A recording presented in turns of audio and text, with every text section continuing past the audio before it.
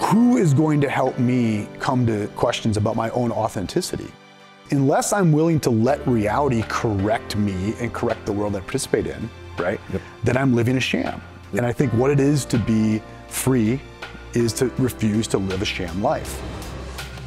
Dr. James Madden is professor of philosophy at Benedictine College.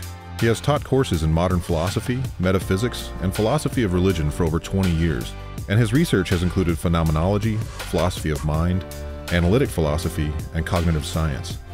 Listen in as we discuss his latest book entitled Thinking About Thinking, Mind and Meaning in the Era of Techno-Nihilism.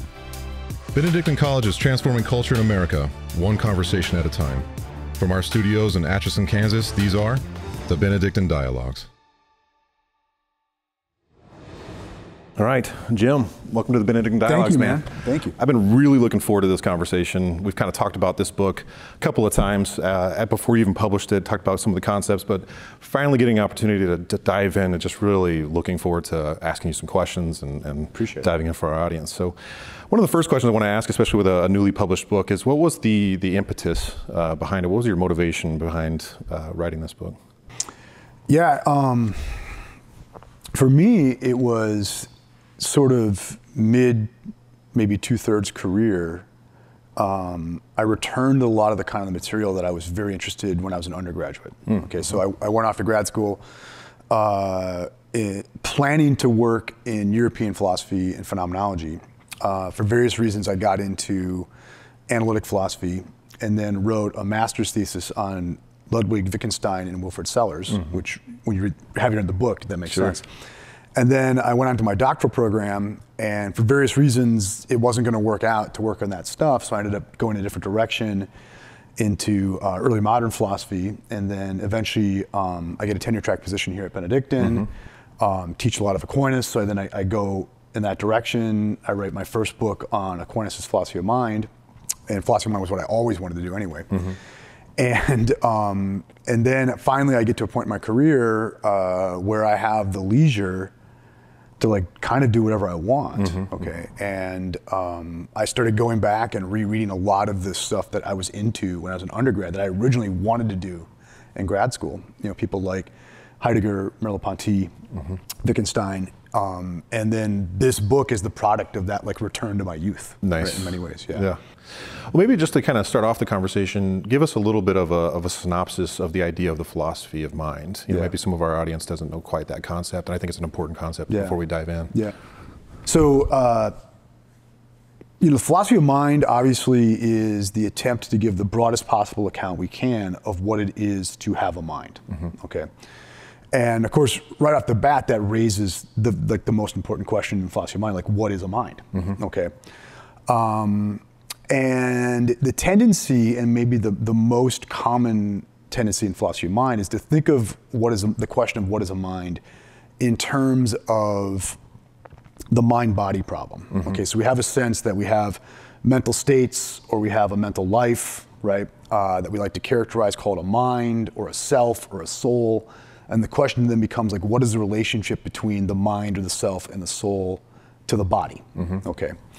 And the overriding concern there is how would those two things interact if they're not the same thing, right? And there's the questions about dualism versus materialism, et cetera, okay? And that's how philosophy of mind is played out in the mainstream of Anglo-American philosophy and even to some degree in Catholic philosophy too, all right? And that's well and good, right? And I've spent a lot of time on those kind of questions. In this book, though, I've looked at a different kind of question in the philosophy of mind, and it less so the question of what is it, what kind of entity is it, right? Is it more like a ghost or more like, you know, an animal, right? And instead I've asked more, just what do we mean when we say someone has a mind, okay? In that sense of like, if you said, you know, Madden was a little odd today, he must have lost his mind, okay? You're not asking whether there's like a ghost occupying this gorilla, right? You're asking, you're making a point about whether or not what I do makes sense, okay? And so then for me, the question in this book is, okay, what is a mind? But I mean more in the sense of what is it to be the kind of thing that makes sense of things? Like what is it to be a sense-making being, okay? And traditionally we'd say that would be, what is it to be a thinker, Yes. Okay. And ergo the title, Thinking About Thinking. So, Yes. So the question for this book isn't necessarily, is the mind something separate from a body, though that comes up. The question is, what are the conditions such that we can think the way we humans think? What are those conditions? Yeah, very good.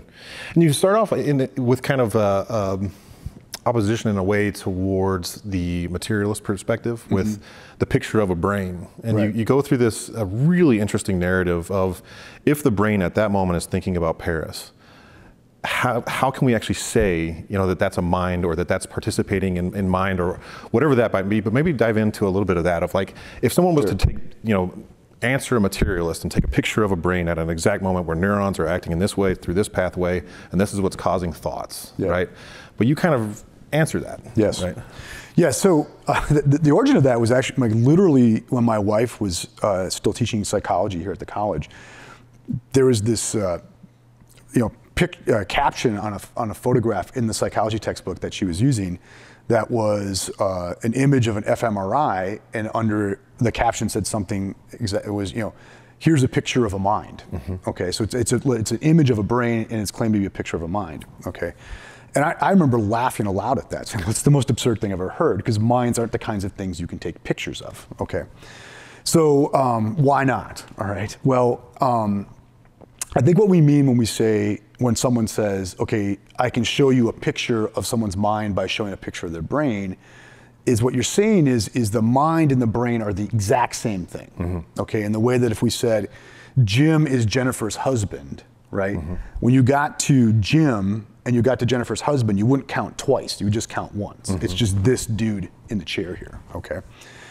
And so I think when people say something like, well, I can take a picture of a mind by taking a picture of a brain, they're saying they're identical, they're the one and the same thing, okay? If that's the case, then it should be anytime you have that brain, you would have that mind, right? That brain should be a sufficient condition, we say in philosophy, for the occurrence of that mind, right? Or at least the brain in that state, okay? So as I do in the book, let's suppose you have a human being, we'll call him Cormac, okay? And Cormac is thinking about Paris, right? So his mind is in a state such that it's ordered towards or looking to or contemplating the city of Paris, okay? And then say we put him on an fMRI and we get an image of his brain in that state, okay? Is that a picture of the thought of Paris, okay? The case I make in the book is it clearly isn't, right? For this reason, Cormac could be in that neural state, right? His brain could be in that state, and yet the city of Paris might not exist, okay? He could be in that state, right? In like the example I use in the book is like you could have a caveman who by some, odd circumstance gets a head injury such that suddenly he's in this state, neurological state, right? Just like Cormac's current state, before Paris even existed, okay? I find it very hard to believe that you would say that's a thought about Paris, okay?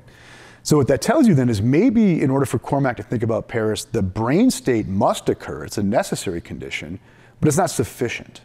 Something else has to be present, right? Besides just the brain, right? The brain might be necessary, but not sufficient, okay? And I think the missing ingredient there is we have to admit that at least among the extra ingredients, you need the city of Paris. You need something outside of Cormac that is Paris, that he can be ordered towards in his thought, okay? And that's a very important move for me in the book, because now what we've just said is the conditions of our thinking aren't just what's in our head or in our mind, our individual mind, but they're conditions that have to be met outside of us in a broader world, right? So if Cormac were not in a world that makes him be involved in one way or another with the city of Paris, he would not have thoughts about Paris, okay? So now we're on our way to taking thought and not make it localizable to a brain or even an individuated soul, and we're smearing it out across the world. Yeah. It's a participation in a larger community as well as in an environment, right? Because even if it was just the introduction of the idea of Paris, let's say somebody gave him a really good story about a town named Paris where these things happened, at least the idea pre-existed prior to him actually thinking about it. And even a storyteller often has these pre-existing ideas that come into their storytelling, right? So in a way, you even mentioned the term of like maybe mind is either a combination of or leans one way or the other towards inside out versus outside in influence. Right. A great way to think about this is I've never been to Paris. Okay, I've never been there. I think I have thoughts about Paris. Well, how is it possible for me to have thoughts about Paris, right? Maybe my friend Jared has been there, right? I've read books written by people who have been to Paris, right? The English language has vocabulary that refers to Paris, all these things. So my ability to refer to Paris, to have a thought about Paris, is piggybacking on this vast community of other human beings that I live with, right? That I'm with, okay? And so there, it would seem then mind is coming from outside in, not inside out, right? I would not have thoughts about Paris if I were not involved in that community, right? And if you think of it like this reaches deep back into our history, right? So if, as I put in the book, if Charles Martel hadn't won a battle, hundreds and hundreds of years ago, there's probably no city of Paris. And thereby, I'm not thinking about it, nor are you, nor is anyone, or we're thinking about it very differently. And so once again, the conditions of our thought are not just in us, they're in the histories that we inherit. Yeah. Maybe we're thinking more like Carthage at that point. Yeah, exactly. The salted fields. Exactly. Yeah, exactly. So from there, then it's an interesting perspective of mind, especially because as atheists tend to claim, things always boil down just to the neurons or whatever, and maybe there's a case in regard to actions versus thoughts in that regard, and I'm sure we'll get into that later on. But I love the idea of mind being something that you're participating in, that we're all participating in something larger than ourselves. So in that chapter, I think it's your second chapter, you get into the idea of mind as participation. Maybe dive into that a little bit. Sure. So let's suppose I've managed to convince you that mind is inside out, not outside in, or outside in, not inside out, right? Then the question then will come, okay, what are the conditions that are necessary for us to then have a mind? Like, what do we have to participate in outside of ourselves such that we end up with a mind? Or I would rather even put it now, not that I have a mind, but I participate in mind, right? Because the case I'm making is there is no mind held by the solitary individual. It's always a participation in a broader set of structures. So then we can enumerate a lot of different kind of structures that have to be there, okay? The first one, I think, that we would want to discuss is, so going back to the example we used earlier, if you said Madden seemed to have lost his mind today, okay? And then I asked you to unpack that, right? Probably where we would go in a hurry there is you would say, well, he quit making sense, okay? And then as we unpack that, I think what we would end up with is he wasn't able to give reasons that anyone else could recognize for either what he was doing or what he was saying, okay? And so I think the first thing that we look for when we say someone has met the conditions for participating in mind is they can give reasons for what they do and what they say that other beings participating in mind can recognize as reasons, okay? So step one for participation is we have to be initiated into a practice of giving and taking reasons for our sayings and doings, our thinkings and doings, okay? And so think of that. That presupposes that we have a language, right? That we have a shared vocabulary in that language, okay? It also presupposes that we're in touch with the world in a physical way too, right? Or at least an empirical way. The example I give in the book is if Cormac can't distinguish between a city and a lake, okay, and he might as well mean Lake Michigan by Paris rather than a city in France by Paris, then he doesn't really know how to use the word Paris, and thereby doesn't know how to give reasons for what he says about Paris. Okay, now it's important because what counts for a city or what counts for a lake is a moving target empirically, right? There's all sorts of different conditions That it would be very hard to like neatly define that in a way that actually carries over to our practice, okay? So that means our giving and taking of reasons is sensitive to what's going on in the world empirically, okay? If I can just define cup abstractly, that's not good enough unless if you tell me to find the cup, Jim, I can't go find one, right? But good luck coming up with a really tight definition of a cup, right? So this presupposes that we're in touch with the world empirically, okay? It's not just a formal logic, but a material logic is the fancy way to put that, okay? So we have to be in a space of reasons. Okay, another important thing that'll come up here is in the psychological empirical work on this is really incredible, is we now know that, and this gets into some of the stuff with technology that I deal with in the book too, that the primary condition for human beings learning a language is emotional attachment with other human beings, okay? Like literally we learn our language at our mother's knee. Okay, so if language is a condition for thinking, and now emotional attachment is clearly a condition for language, so it seems like we have to participate not just in reasons giving, but also care and concern with other human beings. Okay, we have to be, and so and it's that care bond, right?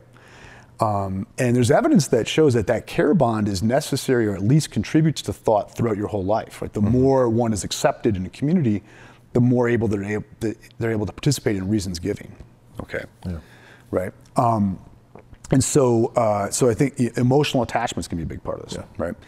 Some of the really fascinating stuff that I got into in the research for the book is we as human beings tend to think of ourselves, especially American human beings, Western human beings, like we tend to think of ourselves as these radical individuals, right? Okay, and we think what makes us distinctive, what's really distinctive about human beings is that we can go on our own and we don't have to conform, right? And the actual empirical research would tell you nothing could be further from the truth, okay? And we probably don't run the planet because we're really good individualists. We actually run it because we're actually really good conformists, okay? One of my favorite examples of this, it comes from, it's cited by a psychologist named von Hippel, and he talks about a very well confirmed experiment in behavioral psychology, where if you take a human child and a chimpanzee at about the same cognitive level, and we all have that stage, right? And you take a treat and you hide it in a box, okay? And let's say there's holes in the top of the box, and you go through a sequence of poking the holes to unlock the box, okay? And you do that for both the chimpanzee and the human child. Do them several times. The human child will pick up on it, okay? Do it several times, the chimpanzee will pick up on it, okay? Fair enough, right? Now vary it so that the boxes are transparent and it's obvious where the lock is, okay? Go through the sequence, right? Human child will go through the sequence, even though it's obvious where the lock is. The chimpanzee will go right to that lock and unlock that thing and get the treat, okay? The point being is humans tend to conform to what they're told by authorities, okay? The phrase is, it's hard to herd cats, it's not hard to herd humans, right, okay? Because it's actually surprisingly easy to herd us, right, as much as we don't like to think this. Well, why is that? It's because to give reasons, to do the human thing, to have a human mind, presupposes a long education that's like unprecedented in the animal kingdom, okay? We cannot do what we do without extensive cultural knowledge, right? Without extensive education, right? The idea that you're gonna have a 12 or 13-year childhood among most animals is absurd, and now we drag it out to like 30 now, right? Okay, our education. Well, that education can only work if I'm willing to like shut up and listen to somebody, okay? And also many of the social practices that like distinguish us presuppose a willingness to conform. Like I don't want you to have like an existential crisis at a four-way stop, right? We have to cooperate, okay? So think of it then, if you aren't in an environment where you can trust the people around you to teach you, okay? If you're in a traumatic environment, right? You will not learn the conditions of human-mindedness, right? And once again, like the association between traumatic relationships and further down cognitive problems are pretty clear, okay? So here's the point, it's like, once again, you have to have emotional bonding and trust for people around you if you're going to have a distinctively human mind up and running. Yes. Right. Okay. Finally, it's very clear too that our thinking is tied to our ability to skillfully manipulate things really with our hands. Okay.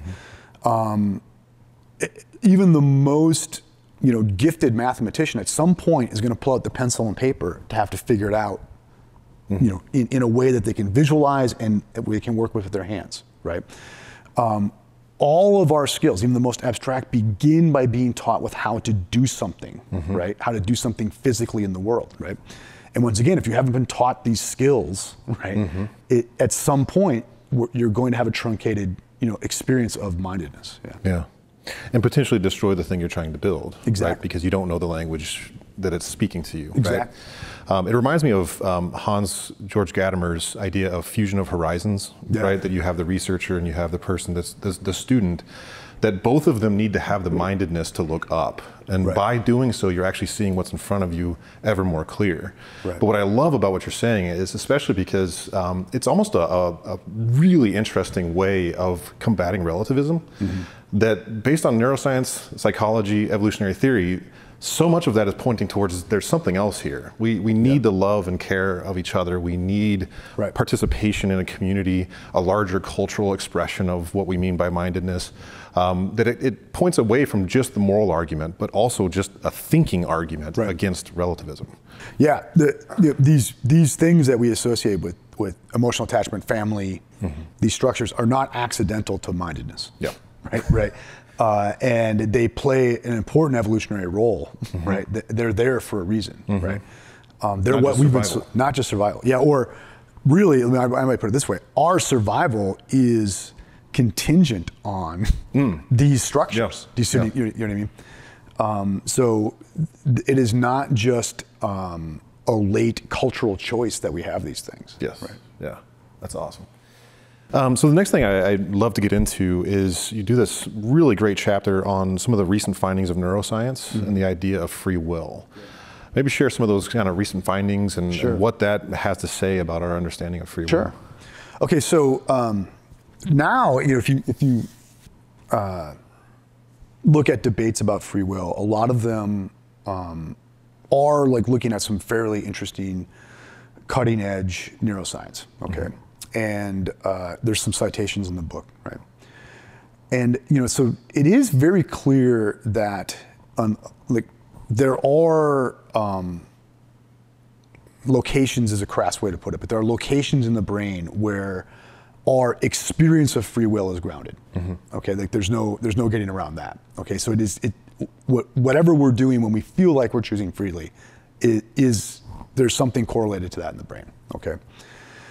The most famous piece in this is an experiment that was done by a guy named Benjamin Libet, okay, who was building on earlier work done by a couple of German neuroscientists, Dickey and Kornhuber, okay.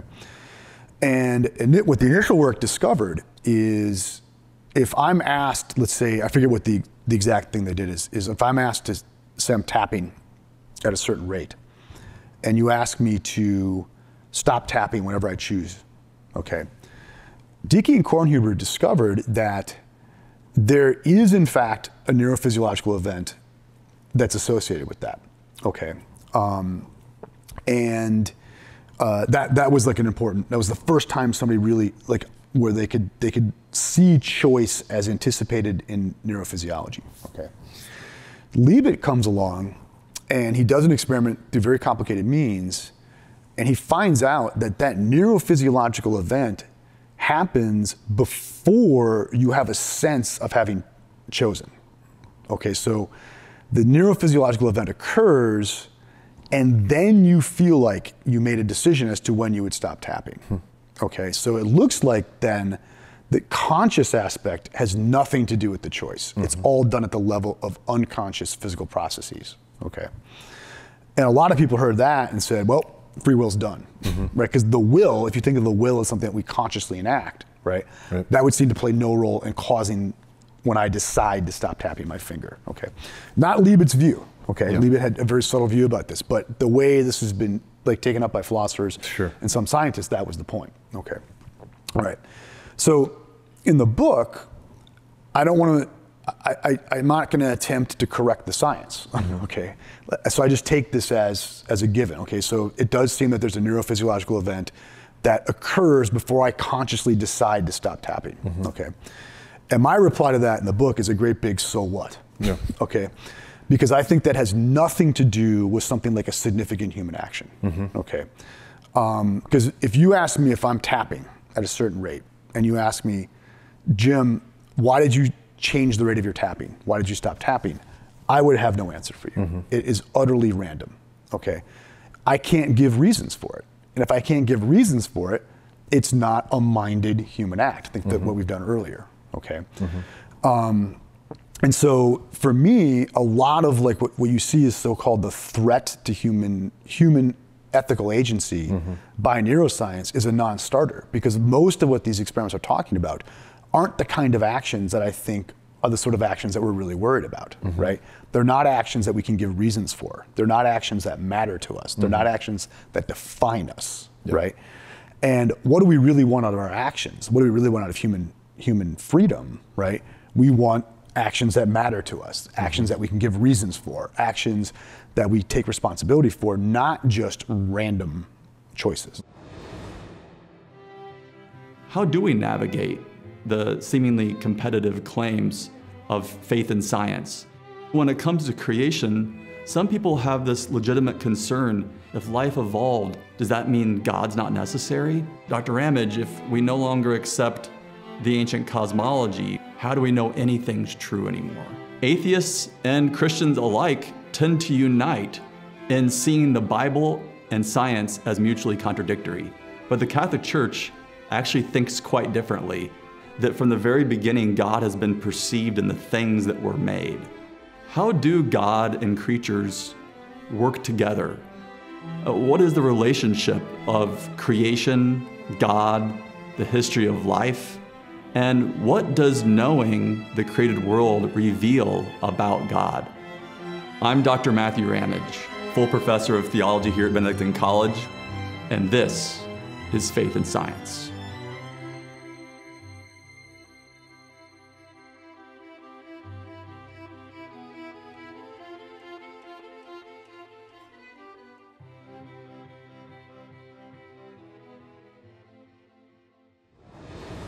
When I was reading that chapter, something I was thinking about, and maybe this is a kind of a remedial question, but also, I mean, I've looked into a lot of the science of addiction. Yeah. And there is a lot of science backing the idea of neuroplasticity, right? That you, through conscious effort, can start to create new neural pathways for things like dopamine and stuff like that. Right. That your brain functions in a way towards something higher of what you're talking about. Like there's a reason for what I'm trying to either stop or trying to accomplish. Yeah. If I'm trying to start a new habit, I need to do these things on a very consistent basis so that it almost becomes the tapping thing, right? So that now that pathway is created so that whatever that antecedent was doesn't matter, because the reasons are I want to accomplish A or I want to accomplish B, right? Yeah.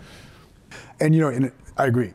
An important thing in terms of the book to bring out here is, now keep in mind that before this chapter, I've argued that mind is out there, and we share it, okay?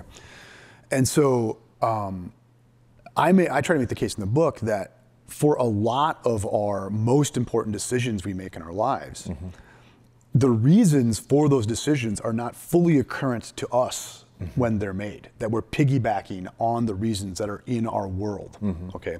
So I use the example of my decision to marry, okay? I'm not sure I fully understood the reasons for that, right, at that time. I do far better now, because I'm a better practitioner of the world that I live in, right? I'm okay. But I think at the time, that decision piggybacked to a much higher degree on the family I was raised in, the church I belonged to, you know, similar conditions for my wife, the friendships I had, right? Just the general drift of human life, all those things, right? Were doing the thinking for me, I think. Yes. Okay, right? I still think that's a perfectly free decision because reasons can be given for it. But those reasons were not fully occurrent to me as an individual, if they are at all, or ever will be fully occurrent to me as an individual, until well after the fact. I understand it better now, over 20 years later, right? But at the time, I think I was surfing on the reasons in my environment, in Yeah. my Lebenswelt, if Yeah. that makes sense, okay? But so no, then note, then I don't care who goes first, the will or the brain event, Yeah. right? Because my understanding of the event might not even happen until 20 years after the fact, right? Yeah. Isn't that where you get kind of into the space of reasons versus the space of causes? Yes. Maybe go in a little bit to that. Yeah, so there's two ways we can explain somebody's activity, right? This is the example I use in the book, is like if we say Smitty believes that there's a multiverse because he's been reading the astrophysics literature, okay? Or we say Smitty believes in the multiverse because he's been drinking cough syrup all morning, okay? In the one case, what we're doing is we're ascribing to Smitty a place in the space of reasons, right? Like if we asked him, he could give an explanation for his belief in terms of evidence, and that evidence's relationship to the belief, okay? In the other case, we're giving an explanation of Smitty in terms of subconscious physical causation, right? There's a lot of cough syrup in his nervous system now, okay? And note, in both cases, the belief could be true, okay? But the question is whether or not Smitty has a normative relation to it or a merely causal relation to it, right? Okay. Now where that crosses over becomes very difficult, right? Okay. But the thing is I think we assume that just because there's a causal story to be told, that undermines the normative story, okay? And that's one of the things I'm trying to diffuse in the book. Yeah. And from there, you kind of get into the idea of mental freedom itself. Yeah. You know, what does that actually mean? And you actually tie it to certain responsibilities. You tie it to certain conclusions, or at least commitments in there. So you have this threefold idea of freedom and responsibility. Yeah. Maybe get a little bit into that. Sure. Okay. So, I argue that there are three conditions for legitimate bona fide human freedom. Okay. And so keep in mind, for the most part, whether we like it or not, we mostly kind of sleepwalk through our lives, right? We do what they tell us. We do what they say, right? And I hope we do, because otherwise, once again, I don't want to deal with you at a four-way stop unless you're a pretty good conformer, okay? And so for the most part, we do what we're told, right? Okay, but at some point, it seems that what freedom demands is that we do more than that. Yeah. Okay, we take responsibility. We don't just do what we're told, but we take responsibility for what we're doing. Yeah. Okay. And I think there's three conditions for that. The first thing is I have to be responsible to the world I've inherited. So it's my responsibility to that set of participations that I've inherited. Okay, so at some point I should be able to tell you, using the marriage example. Okay, let's marriage example for a Roman Catholic. Okay. At some point, I should be able to tell you, like, what are the goods that are promised by marriage, right? What are the practices that are promised that marriage commits me to? Like, I should become educated so that I can make explicit, right, the participations that I have. Yeah. Okay. And I think if one never rises to that level, one has probably never risen to the level of freedom. Okay. Okay. So that's one condition. So I have to not just be conforming, and I also have to not be just making it up, right? I have to know what I'm doing, right? What is it that I've been told, and what are these things, right? Can I explain them? Okay. But then at some point, I think I have to not just be responsible to the world I've inherited, but I have to hold that world responsible to reality. Yeah. Okay. Being in a cult is not being free. Okay. And if I never ask critical questions about the world that I've been thrown into, then I'm living by accident. Like, if this is a good thing I'm doing, I'm just lucky. If it's a bad thing I'm doing, I'm just unlucky, right? And a free being doesn't live by luck alone, right? A free being lives by reasons. So at some point, I'm going to have to ask critical questions about the world that I've inherited. Okay. And then finally, think of it this way: is I could know, using the marriage example, I could know very well what the teachings about marriage are, and I could know the goods of it. Right? And I could explain all that. I could be convinced that in fact is the truth of the matter. Okay. But yet that might not be what motivates me. Yeah. Right? Like, maybe deep down inside I'm motivated by lust or greed or, social status or something like that.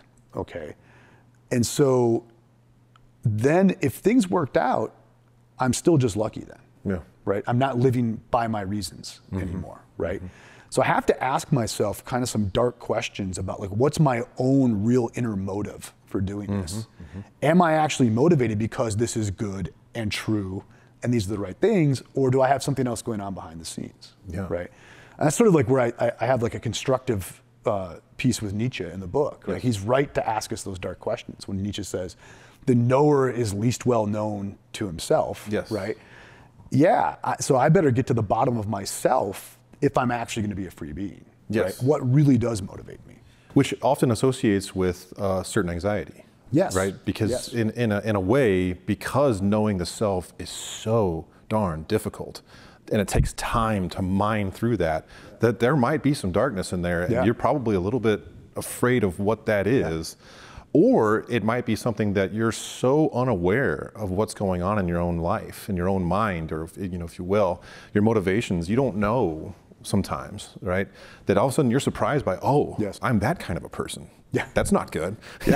And so and there's going to be, with all three levels of freedom, there's going to be some kind of anxiety associated with it, right? Especially once you get to that second level, like, well, is this true anyway?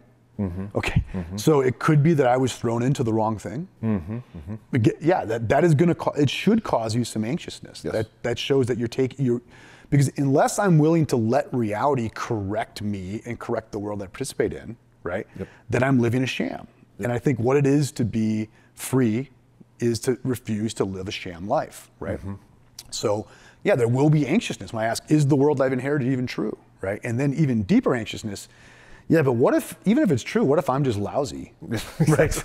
And that's not really what motivates. I'm motivated by this because fill in the blank, and there's all sorts of fills in the blank, right? And this once again brings us back to community questions, right? Because who is going to help me come to questions about my own authenticity? It seems like, the best person to do that for me is my wife, right? The example I use in the book is like, she might tell me, we know you opposed, Smitty's promotion simply because you're jealous of his work, not because of the reasons you gave, right? I mean, it's because I have trusted friends, I have trusted confidants, right? Guys like Jared here, right? Who will tell me, I think you're lying to yourself, right? So once again, that project of that third level of freedom, that authenticity, can only really be completed among trusted friends who are going to be willing to correct you. Love that. And I think I've mentioned it's never done then. And I think I've mentioned this in a previous episode too. It always reminds me of Bruce Lee when he talked about he knows himself more after fighting someone else. Because he realizes his actions and his presuppositions, that it's less about the enemy in front of him and more about his inner mining. But he needs the other person, to work with, to fight with. Aristotle's, a man alone is a beast or a god. Yes, exactly. And speaking of Aristotle, you also mentioned his idea of ignorance. Right, as kind of like the worst slavishness that mankind can fall into, which requires that mining out of whatever it is that motivates us. And I my own read, and I could be correct on this, but my own read on much of Greek philosophy we find in Plato and Aristotle is indeed taking up the challenge of the tragic poets, right? And using the example of Aeschylus with Oedipus the king. Is what was Oedipus's real problem, right? Oedipus's real problem was he didn't know himself, right? And he should have known better. He knew the prophecy against him. Some pretty obvious coincidences are going on here. We won't go into the details, right? Okay. He should have known better, and he did know better. He just wasn't willing to look inside as to what his real motives were. And that's what brings him to fate. So fate, the undermining of our freedom, has much to do with our unwillingness to ask critical questions of ourselves and our world, right?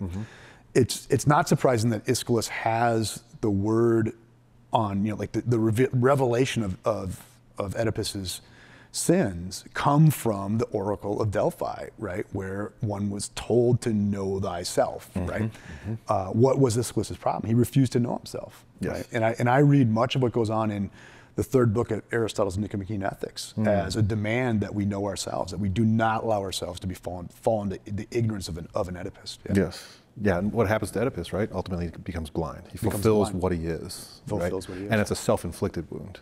Because he didn't do the inner work, right? The inner And so here then I do appeal to people like Nietzsche and Freud and Jung, because I do think that inner work, there is a role for that. Yeah. Absolutely. It's the self-mining is what the best philosophers get into, right? How do I live my life? Right. In order to do that, you got to know what life is. You got to know what you are. And what are my pitfalls? Yes, yes.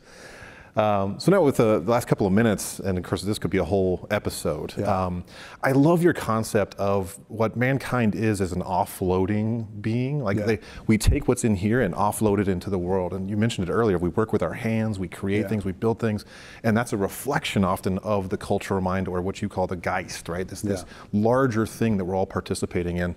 And now with this introduction of new technology, such as AI, you really go deep into, is this thing an apocalyptic reality?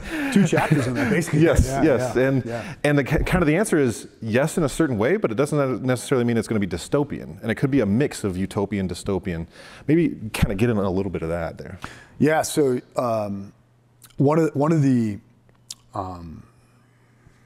very common notions in contemporary cognitive science that I piggyback on in this book is the extended mind hypothesis, which was originally crafted by David Chalmers and Andy Clark. Okay, and Clark has really made it his thing. Okay, and the extended mind hypothesis makes the point that it doesn't really seem to matter whether I have writing outside of me that I'm using to recall, or there's writing in my nervous system I'm using to recall. Either way, it's a very similar relationship. Okay, so then that becomes part of a case to say that the way human cognition works is to extend itself technologically into its environment. Like even language is a kind of technological extension of our cognition in the environment. Because I can talk to you, I can say, hey, Jared, remind me that we start at 10, not 11, right? And so what is that? That's my way of taking some of the burden of cognition and putting on my environment, which includes other people, okay? And so on this view, and I think it's right, there was no pre-technological human cognition. Like this is what, if we associate cognition with language, there was no pre-technological human cognition, right? It's always been taking the burden and spreading it out into an environment that we make for ourselves, okay? And so that we end up with things like cell phones, right? Seems to be it was baked in the cake from the beginning, right? I mean, that we were on a one-way trip to this, okay? And I think so probably, if this is my kind of read on history now, okay, is every generation, or maybe every epoch, has a sense of an end of the world. Because what's gonna happen is our ways of rigging our environment for ourselves are going to become outmoded, okay? So we're gonna have a sense that we're coming to an end, right? And we are, right? But note that coming to an end has always had another beginning associated with it, right? But the problem is on this side of that, we can't know what that other beginning looks like. So it does cause us anxiety, right? Yeah. But I think it's inevitable, like any apocalypse, right? Right. And I can be pretty moody and gloomy about it, and there's some moody and gloomy moments in that book. But also I think it's not something I can look forward to, but it's not something I can really rue either, because I don't claim to understand it, because it's going to be the next life world. Right. It's also not something that you can stop. Right. It's a consistent, ongoing thing. But the way I kind of envisioned it was sort of like an explorer going on a journey, and it's the first time, let's say, Lewis and Clark are going over this huge mountain. They have no idea what's on the other side of that thing. And who knows what kind of technology that whatever on the other side of that thing has that's going to either enhance or hurt their life. It could annihilate them, or it could say, hey, check out this new technology. Okay, now we've got this new thing, let's go over this river that much easier. Right? And we can't know that on this side. Now, one thing that I do press hard in the book is, the worry though, is this technological revolution does seem to be having effects on our ability to have emotional attachment. It does seem to be having effects on our having real world tactile skills, et cetera, et cetera. And that I do worry about, because those are non-optional human evolutionary structures, right? Okay, evolutionary condition structures. And so I'm not, once again, I'm not a pessimist, I'm not an optimist either about technology. But I do think we have to watch very carefully that will the pre-rational conditions of our mindedness be undermined by this because of that loss of attachment, because of those loss of physical skills, because of those losses of, you know, being in touch with an empirical world, et cetera, et cetera. That's my worry. Yes. You've got this great line in there from Heidegger that he does say, we are technology creating beings, therefore we should continue going forward. Yeah. However, we have no choice, it's a destiny. Yes. However, you have to be so careful about what it destroys about the rest of our beingness. Yes. Which is those things like affectivity, those things like cultural connections, all of that kind of stuff. And then one thing too that you get into a little bit is this idea of AI being able to be rational itself. And granted, I think that could be an entire episode. Yeah, sure. We could do that all too. by itself. Okay, we probably should actually. So if you want to give kind of like a Reader's Digest version of that, because that to me is the question that needs to be asked with this new technology. And for the purpose of this book, I don't take a stand on whether or not AI can be rational. Right? So I actually say I'm not going to talk about artificial intelligence. Right. I'm talking about artificial mind. Artificial Geist is the German I use in the book. And I make a case is whatever AI is doing, it's not doing what we're doing. Okay, because our mindedness is grounded in emotional attachment, physical skills, right? And being in touch with a cultural world, et cetera, right? And our mindedness presupposes this sort of willingness to sort of like look at dark questions about ourselves and have anxiety, okay? So the AI chapter in the book is called The Anxiety of Not Being a Machine, okay? And I make the case is the fact that we find the question of whether we're machines as ridden with angst for us is the evidence that we need to see that we're not machines. Okay, now that doesn't mean AI won't become smarter than we are. Okay, I'm not taking a stance on that one way or another. Okay, but what I'm saying is whatever it is, it's not us because it's not subject to this kind of anxiety that we have about ourselves, and it's not subject to the same conditions of attachment and participation that we are in our mindedness. Yeah, you get into sort of syntax versus semantics and things like that, and you have this really great kind of threefold thing again of there's a structure running that pragmatic versus the giving a damn, and then the authenticity. Yes. I thought that was the perfect way of like this is why it's different, and what we're participating when we talk about mind, it will never participate in at least at its current state, right? If anything, it'll be artificial. And that's the scary part. Exactly. Because we want authentic mind, right? And I've given a lecture based on that chapter for the Thomistic Institute several times, right? And the way I title that lecture is I say, the problem with artificial intelligence isn't what you think, think underlined, okay? Because because that's the track most people say is like humans have this special abstractive intelligence that a machine will never have, et cetera, et cetera. I take no stance on that. Okay, in the book at least, right? Okay, let's just say, suppose it can, right? It's still not what we do, because what we do is wrapped up in this Lebenswelt, this lived world, this world of attachment and anxiety. And that's what distinguishes us. And I think this is important though, because I think especially as philosophers, we tend to like say, okay, what human distinctiveness is like sort of rational, abstractive contemplation, right? But that has very little to do with the lives of most humans who have ever lived, right? Okay, that has very little to do with really, even as a professional philosopher, 90% of my day, right? What really matters to the most human beings that have ever lived is the people they love, the things that cause them anxiety, et cetera, right? And so I think there is a little bit of like a pushback of the tradition that I stand in here, right? Is to say, have we really hit what is most valuable in our lives, right?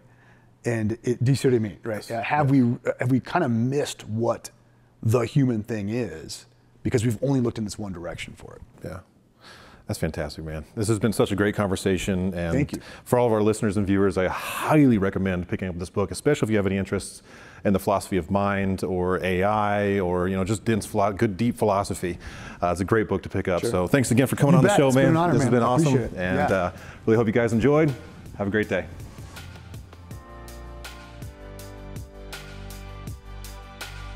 We hope you enjoyed the Benedictine Dialogues, a production of Benedictine College in Atchison, Kansas. To catch all the latest and support our growing platform, visit media.benedictine.edu. And be sure to recommend this show to your friends and family. Help us to transform culture in America, one conversation at a time.